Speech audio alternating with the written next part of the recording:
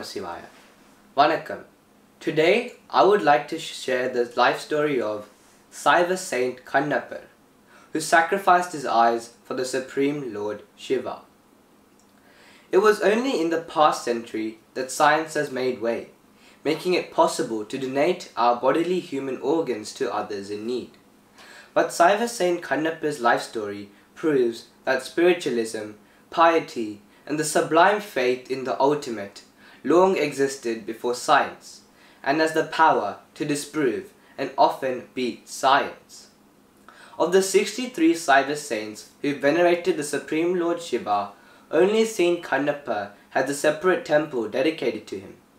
It is located in South India, in Tiruvannamalai, on the Kiruvalla pathway on the western foothills. Amidst the hills of Pottapi, there is a village by the name of Udupur, where a clan of hunters once resided, and whose leader bore the name of Thennadu. One day, Thennadu and his two friends named Kardan and Nanan went hunting and killed a hog. When they reached the Ponmugali riverbank, they decided to roast the hog and feast on the meat, and Kardan was entrusted with this task. Thennadu was attracted by a hillock adjacent to the riverbank and started to ascend it. Suddenly, he spotted a Sivalingam amidst the thicket. There were some flowers, leaves, and branches strewn on the lingam. He instantly adored the lingam, called Kaladiyappan, and asked his friend as to who was performing the rituals in this thick forest wrought with dangers. Nanan mentioned that there was a priest who came daily and performed the rituals and offered rice to the lingam as padayal. Thennadu instantly got overwhelmed with the Sivalingam and felt that it was alive and was concerned about the lingam's safety, hunger, and welfare. He hurriedly descended from the hillock and tasted the meat that Kardan has roasted and selected some succulent prime cuts to offer to the lingam. He then went to the river, filled his mouth with water, and scrambled towards the lingam, carrying the meat in both his hands. He released the water out of his mouth to bathe and hydrate the lingam, and devoutly offered the best pieces of meat that he had selected. He stood there for a long time, mesmerized, and gazing at the lingam in a state of extreme ecstasy. Thennadu stood put by the lingam all night and did not budge. Fearing that fierce animals might harm the lingam, he kept vigilant vigil. He descended the hillock only the next morning. The priest, who came in the morning to perform his usual rituals, went berserk when he saw that meat had been offered to the lingam as padayal. He wailed and cried, "My lord, who has done this atrocious and desecrated you?" He removed and threw away the meat, bathed the lingam, decorated it with flowers, and offered rice as padayal. Thennadu again returned in the night and offered meat to the lingam and guarded it like the day before.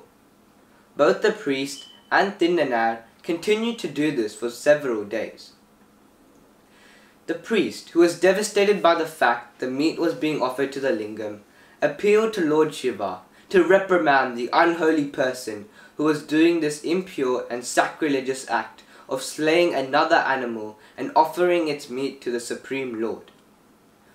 Lord Shiva so decided to display a divine enactment to the world to reflect Thennadu's inner purity and steadfast dedication to the faith. He appeared in a dream and said to the priest, "He who serves me meat only does it through sheer love and steadfast devotion.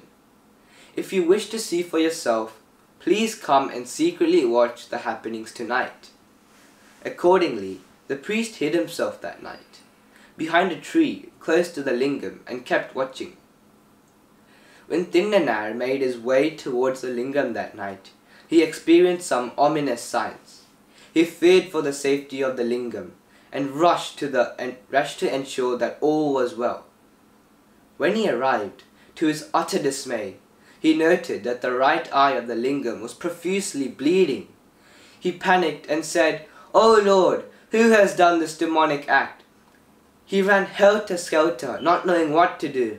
He tried to stop the bleeding with his naked hand, to no avail. He tried to use some medicinal leaves and shrubs to stop the bleeding. Again, to no avail. The bleeding continued, unabated.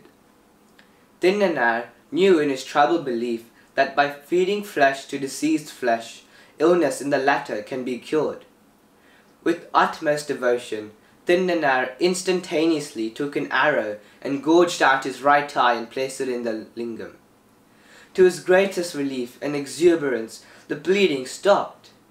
However, his joy was short-lived, since in a few moments the left eye of the lingam also started to bleed. Without hesitating a trifle, Thennadu took his arrow to sacrifice his left eye as well. Since now his vision would be completely lost, he placed his right foot on the left eye of the lingam, so that once his vision is completely lost, he can still know the exact location to place his eye on the lingam. As he took his arrow to dig out his left eye, he heard a heavenly voice say, "Stop, Kannappar! Stop! Your boundless devotion knows no comparison." And the Supreme Lord Shiva manifested and bestowed blessings and darshan to Kannappar. As per Saivism, the Lord so appearing and granting divine bliss is the ultimate aim for all humans. Lord Shiva said to Thennadu, "Your love for me is unfailing, and you shall eternally reside in my shadow. You sacrificed your most precious sight for me, and you shall be called henceforth as Kannappar, and be blessed with immortal bliss." The Tamil word for eye is Kan. The priest who was hiding behind the tree also saw Lord Shiva's divine darshan or manifestation and realized that the ultimate divine devotion knows no barriers, race, caste, creed or color. All mortals are the Supreme God's creation, and He does not ill-judge our actions which are carried out with utter devotion, sincerity and pure love. And so, Saint Kannappar goes on record as the first human eye donor ever known to the world. As per Saivism, Kuru Puse, or worship for Saint Kannappar, is celebrated in the month of Thai, on the Miragasiradam star. Nandri Vanakkam.